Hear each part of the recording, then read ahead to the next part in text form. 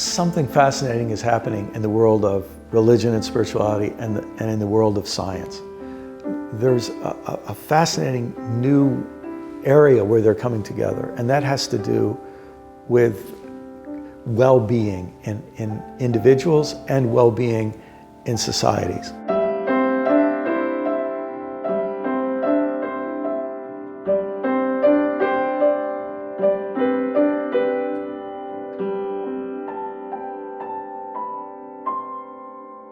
Scientists have already shown to us facts that prove that the practice of what we believe in, the cherishing of our faith in general, the feeling of being connected to God produces changes in our physiology. A lot of research, probably most of it, does show that the institutional religious involvement, in other words, attending religious services, is particularly strong in its connection with health.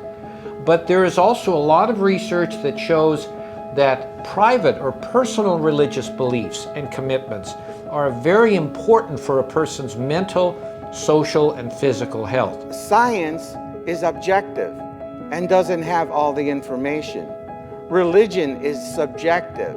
It is our explanation, our reason, purpose for meaning, the meaning in life. Faith is the bird that sings in the dark, knowing that dawn is coming. It has that inner knowing from within. Okay, so now for a person who is not well, for real healing, it is very critical in Islamic spirituality to work in the visible world, medicine, allopathic medicine, all the different other kinds of medicine, as also in the invisible world. That is what an authentic, holistic healing treatment looks like. And we are seeing now through science, to neuroscience and neurotheology, that prayer and positive thinking actually physically changes our brain, which is no surprise to those mystics who have been meditating and practicing yoga and all these things for thousands of years ago.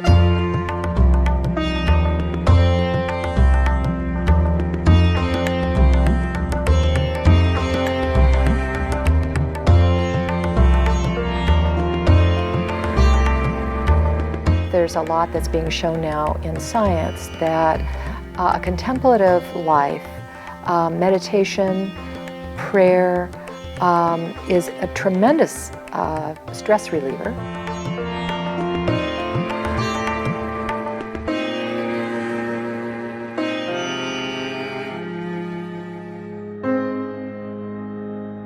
But also that God can intervene.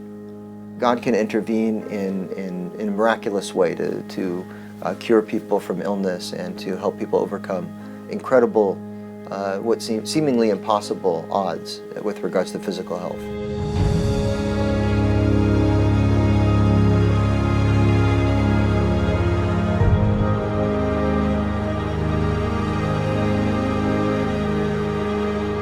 Do I believe in extraordinary interventions of God, miracles in our lives? I will describe miracle as Karl Rahner once did. He said, a miracle is an extraordinary action on behalf of life. And in that sense, I believe that we all can perform miracles. Right now, you and me can do extraordinary actions to protect and defend life. That's a miracle.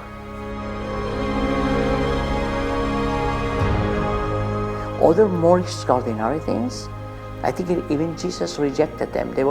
The disciples were trying to challenge him to do extraordinary things all the time. And the Pharisees and the Sadducees, they were asking him to perform miracles for them to believe. He was like, nah, not me. So, but he did extraordinary things to overcome evil, to free people, to bring people to fullness and wholeness. I believe in that. A person, through their acts of faith, can change their brain. The the frontal lobe especially is changed, which affects how they relate to others. It affects how they feel about themselves.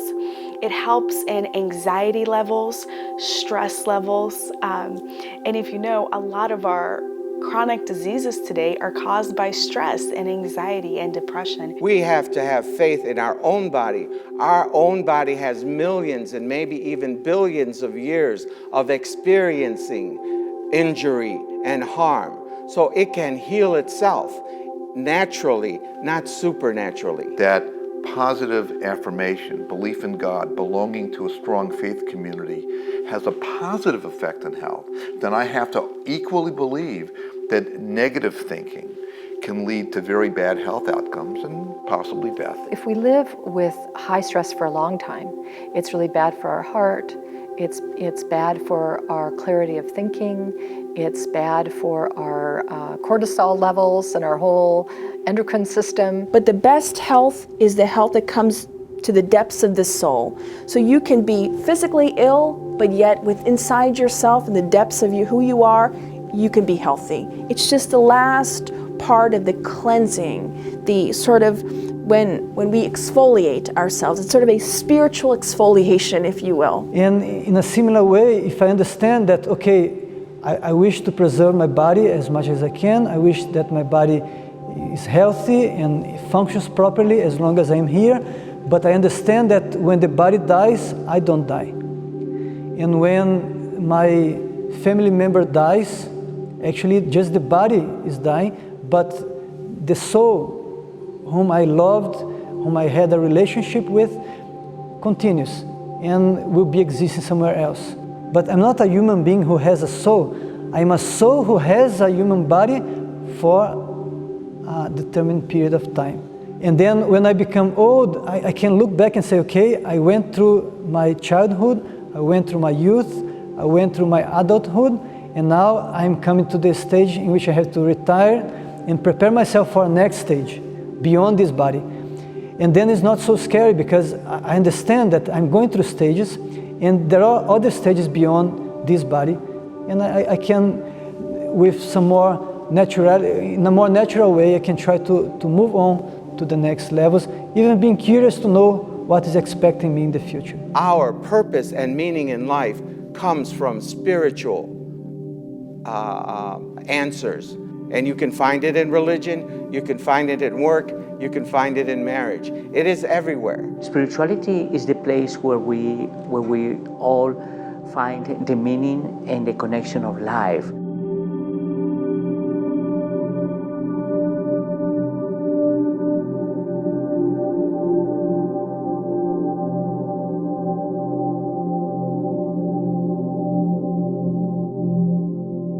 Science cannot pretend that every invention is for the good.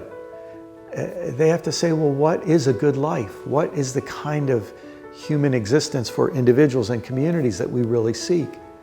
And religion is going to need to pay attention to things that neuropsychologists find out and so on. So that dialogue, I think, is going to be very exciting in the decades ahead. So lots of research all over the world documenting this connection between being more happy, being more fulfilled, having more purpose, meaning, and hope, and having less depression, less anxiety, less substance abuse, and being more religious. Healing is manifested most profoundly in an awareness that I am healed. I am well. I am not my body. I have a body. I am not my body. I am more than my body. I have a mind. I am not my mind. I am more than my mind. So there will come a time when this body will be done. And part of my spiritual practice and part of my prayer practice is to prepare for such a moment so that I won't go out screaming and in fear, so that I can go out reminding myself that it's all one. There's nowhere else to be, and to enjoy the adventure. In Spiritism in particular, we are very keen in working in our minds, in our mindsets. because that changes the way we see the things. If you change your mind, you change your life. You will see things differently. And you might be in the same situation, but physically speaking, you might feel healthier, you might feel better, you might recuperate a little bit quicker.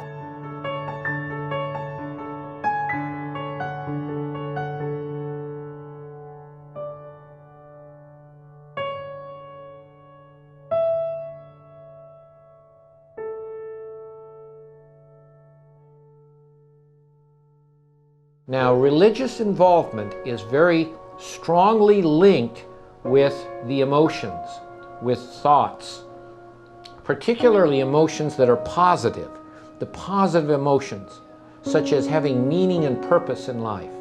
People who have strong religious beliefs have more meaning and purpose.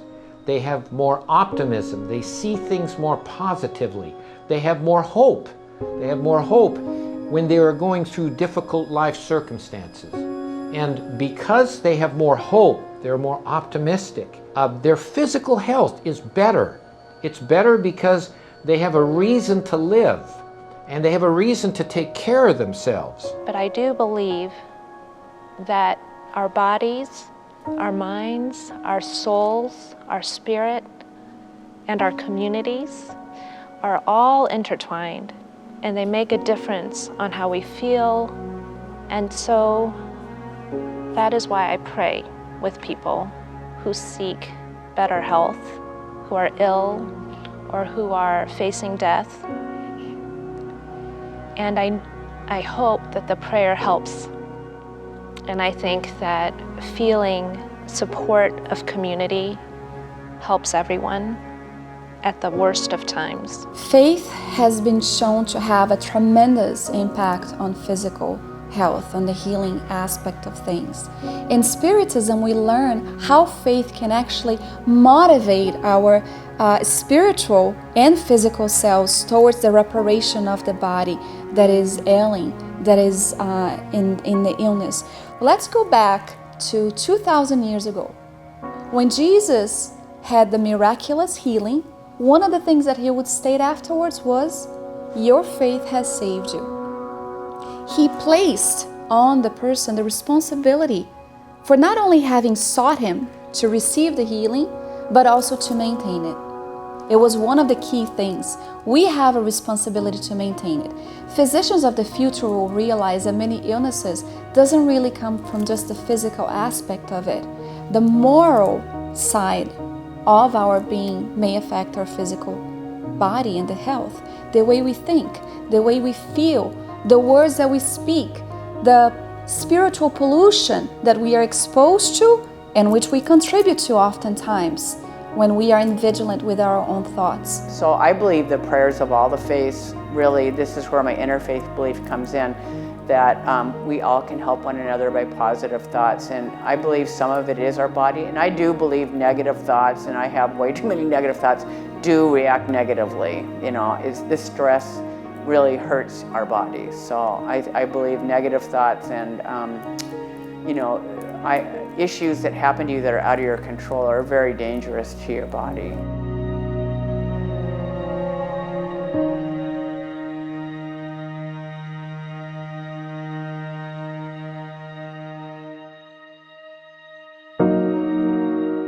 I know there are times when I feel stress physically in my body that can only be remedied with sitting in quiet, in meditation, and in prayer. There are a few other things that can help me relieve that stress. As a committed Christian, I really believe that hate and bitterness and revenge are destructive, toxic emotions and ways of being.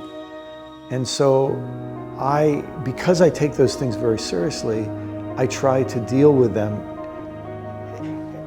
when the seed is just beginning to grow. I don't wait for it to become a big tree.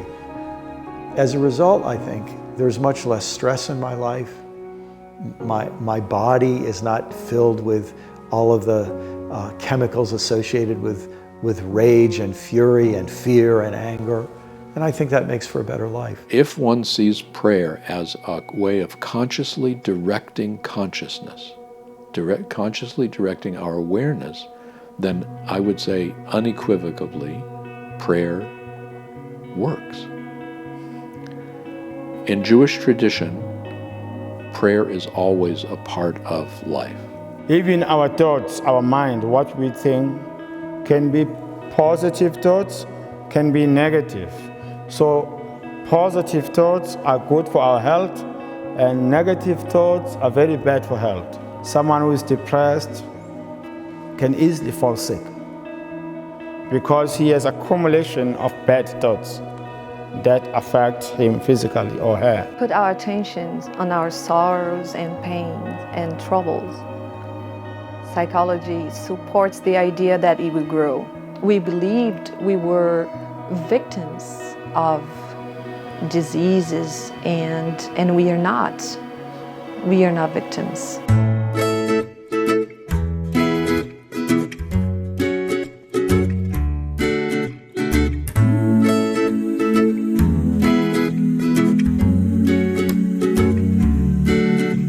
The Vedic scriptures say that everything comes from sound. The beginning of creation starts from sound. When sound becomes more dense, then it becomes ether. And from ether you have air, and then you have fire, and then you have water, and you have earth. You can influence reality through whatever we think, whatever we say, because from thought, from words, we can generate more and more gross, dense elements that will generate reality in a denser level. No doubt we can change our bodies through the power of our minds and our spiritual practice. The question is how much and how fast. However, we are often very incredulous as a society because it takes time. It's not just me thinking, and then poof, there it will happen. But over time, with consistency, and with development of your own thinking abilities, you can for sure influence yourself and your physical body and have a little bit of a healthier life. As far as I'm concerned, the most powerful force in the universe is consciousness. Then one enters into the part where, what is it I need? One way is to tell the universe, I need to be healed. Another way is to imagine the state of being healed, like using our consciousness to create the desired state. So I am healed. My body is healing. My consciousness is healing. You know, whatever the condition we are striving to impact. And then the third stage is thanksgiving for that which has occurred. That's what differentiates us between animals.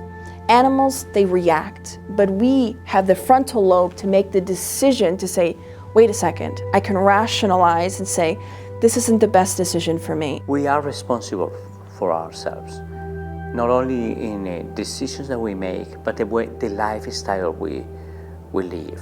Who pray, meditate, self-center myself, I'm in touch with my spiritual being, with God, with other beings in a healthy way.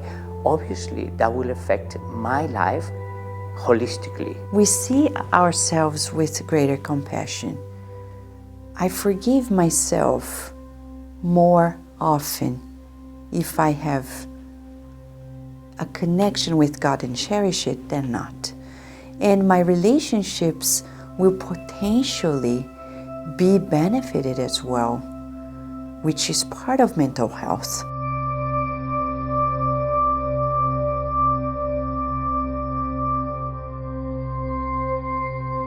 And that my body is a temple, and that taking care of it is an important part of my religious tradition. If what you think of yourself is not good, then in turn it'll affect yourself physically. Then you won't think that you are deserving of eating healthy, of exercising, of taking a long walk, or being with other people and interacting.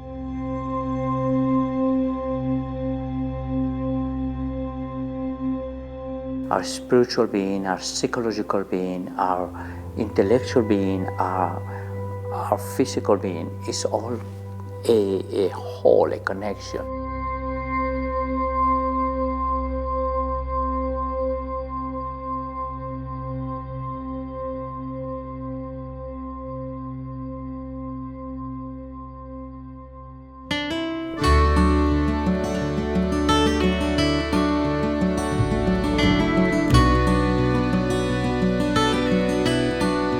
Interestingly enough, the most common prayers are blessings. So I see sometimes Judaism as a way of blessing. It's required to say 100 blessings a day. Blessing is to see and to affirm the good and to say amen to it. So in terms of healing, to see and to affirm the healing. There's no question that people's thoughts, their feelings, their beliefs can influence their physical and their mental health, as well as their social relationships. We know that. We know that very well because many of the treatments for particularly emotional conditions involve changing people's beliefs and their thoughts and their emotions. Why is important for us to know ourselves? Because our emotions and how we think and how we feel will impact us physically and emotionally on many different levels. So if I'm able to be more forgiving of somebody else, my emotional well-being will be in a better state. So so the belief in God, belonging to a faith community, leads to very positive health outcomes. Faith is so important that when a patient looks for healing and he doesn't have faith, it's as if he's standing on the rain with an umbrella.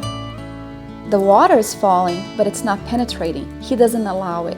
Faith opens up for the benefits that we receive, whether spiritual healing is taking place or that of the physical body.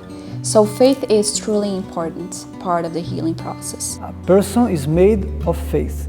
So whatever I have faith in, I become that.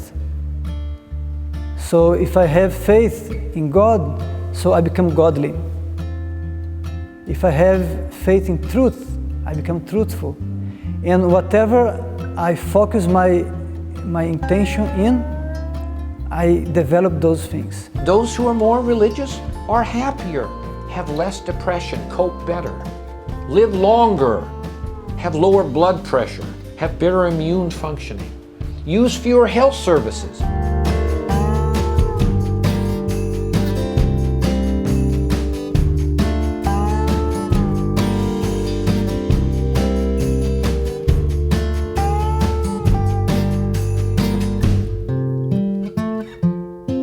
Our attitude and our beliefs make a tremendous difference, and it probably makes a difference whether other people are praying for us, whether other people are directing consciousness as well toward our healing.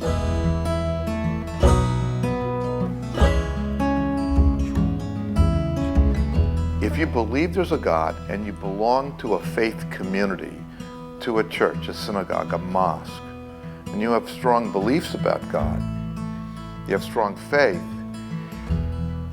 the speed of your recovery from an illness is likely to be better by a statistically noticeable percentage.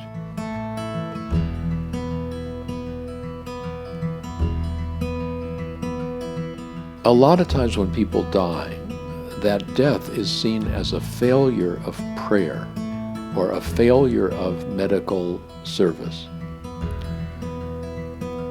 which means that dying is a failure. And I would like not to see it that way.